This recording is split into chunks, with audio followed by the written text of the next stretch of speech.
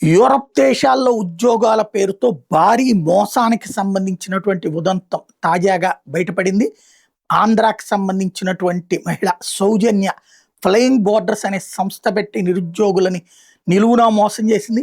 విశాఖపట్నం, అల్లూరి సీతారామరాజు జిల్లా, విజయనగరం జిల్లా, శ్రీకాకుళం జిల్లాలో యువత నుండి ఉద్యోగాల కోసం విదేశాల్లో ఉద్యోగాలు, యూరప్లో ఉద్యోగాలంటూ లక్షల కొద్దీ వసూలు చేసింది. టోటల్గా ఆమె కోట్లు సంపాదించుకుంది.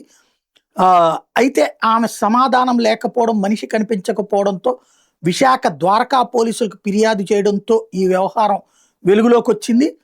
శ్రీకాకుళం జిల్లాల యువత నుంచి టోటల్గా ఉత్తరాంధ్ర జిల్లాల నుండి వసూలు చేసినటువంటి డబ్బులతో మనిషి మాయమైపోయింది. కృష్ణా జిల్లా తాడిగడప ఆవిడ సొంత ఏరియాట.